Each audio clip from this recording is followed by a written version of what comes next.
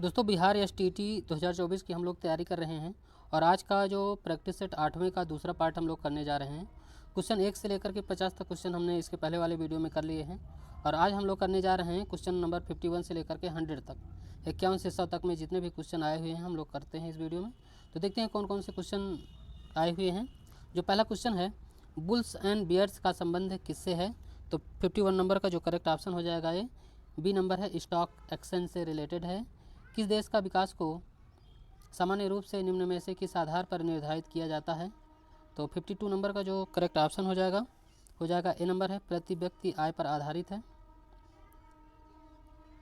1 वर्ष से कम उम्र के बच्चों में से प्रति 1000 बच्चों के मरने वाले बच्चों की संख्या की दर को क्या कहा जाता है?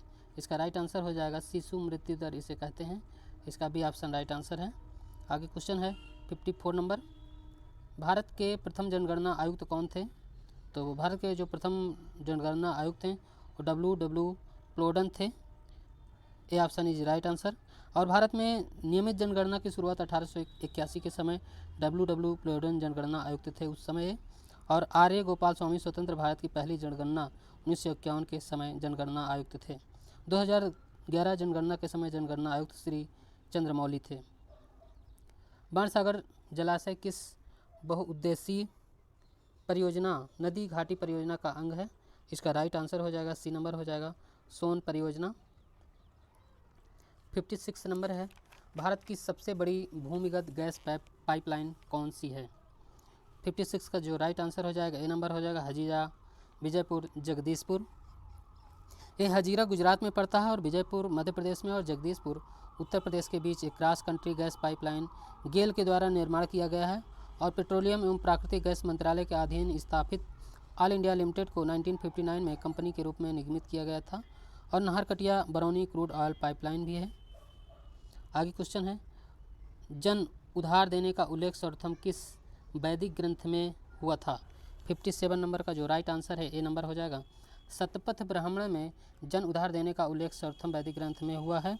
वैदिक साहित्य में ऋग्वेद के बाद शतपथ ब्राह्मण का स्थान आता है और शतपथ ब्राह्मण में स्त्री को पुरुष की अर्धांगिनी कहा गया है। ऐतरेय ब्राह्मण में पुत्री को कृपण कहा गया है।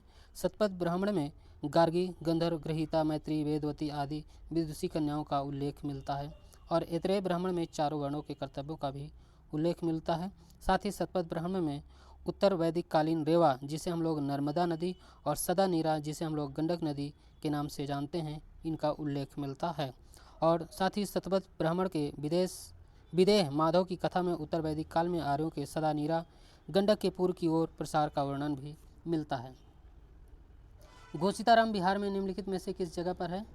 नहीं, घोषिताराम बिहार निम्नलिखित में से किस जगह पर है? तो इसका करेक्ट ऑप्शन हो जाएगा कौशाम्बी। घोषिताराम बिहार कौशाम्बी में है और ये कौशाम्बी वत्स जनपद की राजधानी थी। बुद्ध काल में यहाँ पौरव वंश का शासन भी था जिसका शासक उदयन था। अशोक के शिलालेखों में प्रयुक्त भाषा है?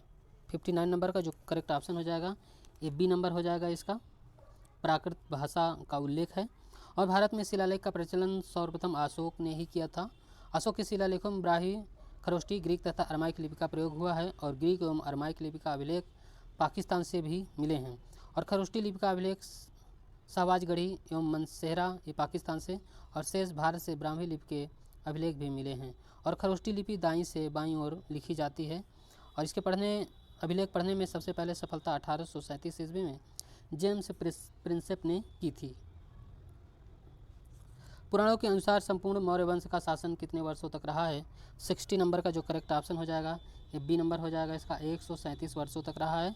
इस वंश का जो संस्थापक है, इस वंश का संस्थापक चंद्रगुप्त मौर्य था। इसका जन्म 345 ईस्वी पूर्व में हुआ था। साथ ही जस्टिन ने चंद्रगुप्त मौर्य को सेंड्रोकोटस भी कहा है जिसकी पहचान विलियम जोन्स ने चंद्रगुप्त मौर्य से की है। इसने अपने अंतिम समय कर्नाटक के श्रवण बेलगोला में नामक स्थान पर बिताया था और इसने जैनी गुरु भद्रबाहु से जैन धर्म की दीक्षा ली थी। प्रारंभिक ऐतिहासिक काल में चीनी भारत को किस नाम से जानते थे?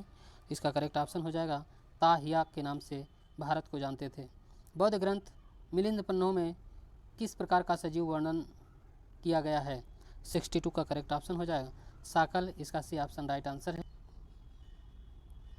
63 नंबर, किस चीनी जनरल ने कनिष्क को हराया था?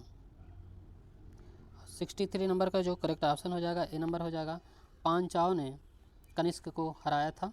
उत्तर भारत के किस नगर को सर्वोत्तम रेशम उत्पादन केंद्र माना था?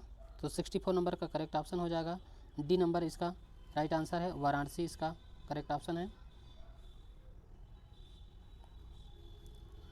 65 नंबर, मेधा तिथि किस प्रसिद्ध ग्रंथ का टीकाकरण था? तो 65 नंबर का करेक्ट ऑप्शन हो जाएगा नारद स्मृति, डी ऑप्शन राइट आंसर। अंग्रेजी सेना के कमांडर शाहगज रोज ने 1857 के विद्रोह के दौरान किसे विद्रोहियों का सर्वोत्तम और सबसे बहादुर नेता बताया था? 66 का करेक्ट ऑप्शन है सी नंबर रानी लक्ष्मीबाई को। गांधी जी द्वारा प्रकाशित प्रथम समाचार पत्र कौन था? 67 नंबर का जो राइट आंसर हो जाएगा Indian opinion, A option right answer है। आगे क्वेश्चन है विजयनगर साम्राज्य का कौन सा संगीत वाद्य सर्वाधिक प्रसिद्ध और लोकप्रिय है? तो इसका 68 नंबर का जो राइट आंसर हो जाएगा ए नंबर इसका मृदंग है। आगे क्वेश्चन है लोकसभा में अनुसूचित जनजातियों के लिए जिस राज्य में सर्वाधिक आरक्षित सीटें हैं? तो इसका करेक्ट ऑप्शन हो जाएगा मध्य प्रदेश में सर्वाधिक आरक्षित सीटें हैं। प्रथम लोकसभा के अध्यक्ष कौन थे? 70 नंबर का जो करेक्ट ऑप्शन हो जाएगा बी नंबर इसका राइट आंसर है जी.वी. मावलंकर। यदि पंचायत भंग होती है तो किस अवधि के अंदर निर्वाचित होंगे? 71 नंबर का करेक्ट ऑप्शन हो जाएगा। 80 नंबर इसका हो जाएगा 6 माह। निम्नलिखित में से किसने कहा कि संसदीय लोकतंत्र की कीमत नौकरशाही है? 72 नंबर का जो राइट आंसर हो जाएगा इसका करेक्ट ऑप्शन है डी नंबर हर्बर्ट मोरिसन। संसद में शून्यकाल का समय होता है, संसद में जो शून्यकाल का समय होता है दोपहर 12 बजे से अपराह्न 1 बजे तक होता है। शून्यकाल का भारतीय संसदीय प्रणाली की देन है। शून्यकाल भारत में 1962 ईस्वी से प्रारंभ हुआ है। सामान्यतः शून्यकाल 1 घंटे की अवधि की होती है जिसमें अति महत्वपूर्ण प्रश्नों को पूछा जाता है। भारत में संसदीय प्रणाली ब्रिटेन से प्रभावित है और भारत में संसदीय प्रणाली की शुरुआत 1853 के चार्टर एक्ट अधिनियम 1854 से प्रारंभ हुई है। निम्नलिखित में से कौन सा विषय समवर्ती सूची में है? 74 नंबर का करेक्ट ऑप्शन हो जाएगा बी नंबर हो जाएगा शिक्षा। निम्नलिखित में से कौन सा संशोधन अधिनियम मिनी संविधान माना जाता है? इसका 75 का करेक्ट ऑप्शन हो जाएगा ए नंबर हो जाएगा 42वां संविधान। संविधान के व्याख्याकार और संरक्षक कौन है? 76 नंबर का जो करेक्ट ऑप्शन हो जाएगा सी नंबर हो जाएगा सर्वोच्च न्यायालय। 77 नंबर, लोकसभा में राज्यवार सीटों का आवंटन 1971 की जनगणना पर आधारित है। यह निर्धारण किस वर्ष तक यथावत रहेगा? तो 77 नंबर का करेक्ट ऑप्शन हो जाएगा 2026 इसका राइट आंसर है। प्रोटेम स्पीकर का कर्तव्य होता है। तो 78 नंबर का जो राइट आंसर हो जाएगा बी नंबर हो जाएगा स्थानपन्न रूप से कार्य करना जब स्पीकर के चुनाव की संभावना न हो। हीरक वलय एक दृश्य है जिसे देखा जा सकता है। 79 नंबर का करेक्ट ऑप्शन हो जाएगा सी नंबर केवल पूर्णतः पदचिह्न के परिधीय क्षेत्रों पर 0 डिग्री अक्षांश तथा 0 डिग्री देशांतर अवस्थित है। 80 नंबर का जो करेक्ट ऑप्शन हो जाएगा ए नंबर हो जाएगा इसका अटलांटिक महासागर इसका राइट आंसर है। महान हिम युग का संबंध किससे है? इसका 81 नंबर का जो करेक्ट ऑप्शन हो जाएगा ए नंबर इसका हो जाएगा प्लीस्टोसीन। 82 है संसार का सर्वाधिक सक्रिय ज्वालामुखी है।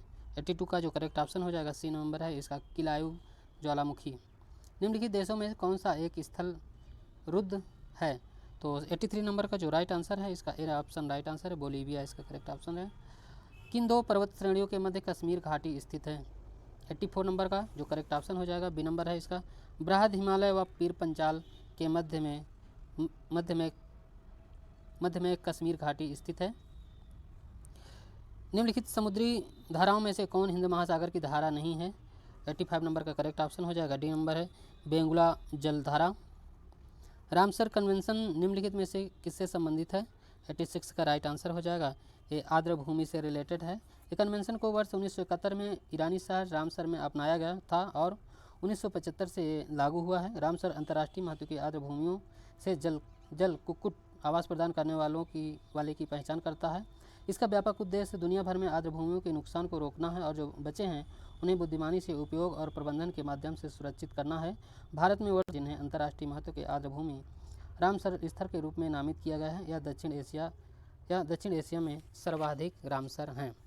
आर्द्रभूमि के उदाहरण देखें तो समुद्री और तटीय क्षेत्र, ज्वारनदमुख, झीलें और नदियाँ, कच्छ भूमि, पीटलैंड एवं भूजल और मानव निर्मित आर्द्रभूमि जैसे धान के खेत, झींगा तालाब और जलाशय भी शामिल हैं। राष्ट्रीय केला अनुसंधान केंद्र स्थित है। इसका करेक्ट ऑप्शन हो जाएगा ए नंबर हो जाएगा त्रिची में। केला के लिए राष्ट्रीय अनुसंधान केंद्र की स्थापना 21 अगस्त 1993 को तिरुचिरापल्ली, तमिलनाडु में ICAR नई दिल्ली द्वारा की गई थी। यह मिशन मोड बुनियादी और राजनीतिक अनुसंधान दृष्टिकोण के माध्यम से केले और केले के उत्पादन और उत्पादकता को बढ़ाने के उद्देश्य से स्थापित किया गया था।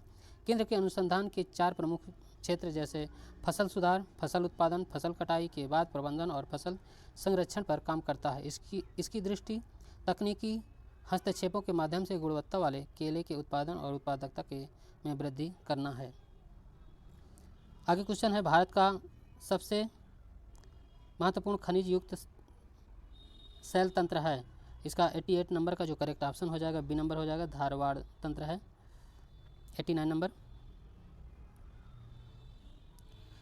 निम्नलिखित सेल तंत्रों में से कौन भारत के कोयला भंडार डिपोजिट्स का प्रमुख स्रोत है? 89 नंबर का करेक्ट ऑप्शन हो जाएगा बी नंबर है, गोंडवाना तंत्र क्षेत्र है।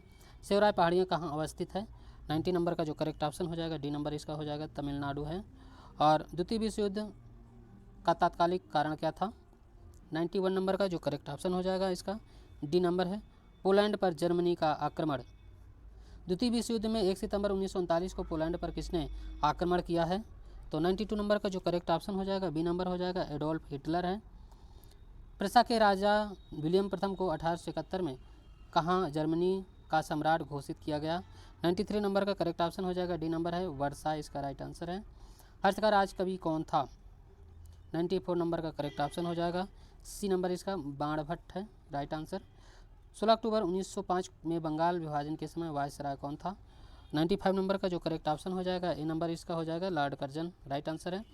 बंगाल विभाजन की घोषणा 19 जुलाई 1905 ईस्वी में हुआ था और बंगाल विभाजन लागू 16 अक्टूबर 1905 को हुआ। बंगाल विभाजन रद्द की घोषणा 11 सितंबर 1911 ईस्वी में किया गया और बंगाल विभाजन से अलग करने की घोषणा 1911 में की गई, लागू 1912 में हुआ था। बंगाल विभाजन के विरोध में स्वदेशी आंदोलन भी चलाया गया था और लॉर्ड डफरिन के कार्यकाल में कांग्रेस की भी स्थापना हुई थी।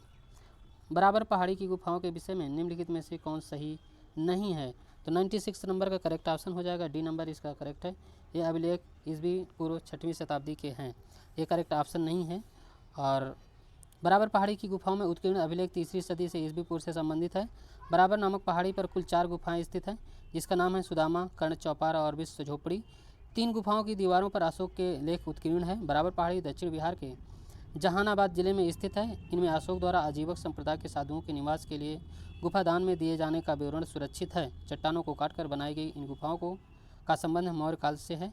बराबर की पहाड़ी की चोटी पर बाबा सिद्धनाथ का मंदिर है। दशरथ के द्वारा नागार्जुनी की पहाड़ी में गोपी गुफा, लोमस ऋषि की गुफा आदि गुफाएं का निर्माण किया गया। 97 नंबर का क्वेश्चन देखते हैं, महावीर स्वामी का जन्म कहाँ हुआ था? तो 97 नंबर का जो राइट आंसर है ए नंबर हो जाएगा, कुंडग्राम में। कोडाइकनाल निम्नलिखित में से किस पहाड़ी पर स्थित है? 98 नंबर का जो करेक्ट ऑप्शन हो जाएगा बी नंबर हो जाएगा इसका, पालनी पहाड़ियों में। आगे क्वेश्चन है 99 नंबर, तिरहुत नहर का संबंध किस नदी से है? तो 99 नंबर का जो करेक्ट ऑप्शन हो जाएगा इसका करेक्ट ऑप्शन हो जाएगा सी नंबर है, Gandak. C option right answer है। गंडक नदी पर त्रिवेणी नामक स्थल के समीप वाल्मीकि नगर के निकट बांध का निर्माण किया गया है। इस बांध के पश्चिमी छोर पर सारण नहर एवं पूर्वी छोर पर तिरहुत नहर निकाली गई है। तिरहुत नहर से पूर्वी चंपारण, मुजफ्फरपुर, वैशाली, समस्तीपुर आदि जिलों के लगभग 6.6 लाख की सिंचाई की जाती है। और बिहार में गंडक नदी की लंबाई 260 किलोमीटर है। गंडक परियोजना बिहार और उत्तर प्रदेश की संयुक्त परियोजना है। बागमती परियोजना सीतामढ़ी जिले में स्थित रामनगर में एक बांध बनाया गया है। जमानिया पंप नहर योजना का संबंध कैमूर जिले में सिंचाई क्षमता सृजित किया जा रहा है। और मंडप डैम प्रोजेक्ट उत्तर कोयला नदी पर पलामू जिले में स्थित है। क्वेश्चन नंबर 100 है, लास्ट क्वेश्चन है, भारतीय संविधान के निम्नलिखित में से किस अनुच्छेद के अंतर्गत मौलिक अधिकारों के प्रवर्तन का निलंबन किया जा सकता है? तो 100 नंबर का जो करेक्ट ऑप्शन हो जाएगा ए नंबर हो जाएगा 359। तो दोस्तों इस तरह से आपका सेट कंप्लीट हो गया है और आपका जो नेक्स्ट प्रैक्टिस सेट है टेस्ट नंबर 9th, इसको नेक्स्ट वीडियो में आपको प्रोवाइड किया जाएगा। तो दोस्तों पूरा वीडियो देखने के लिए बहुत बहुत धन्यवाद।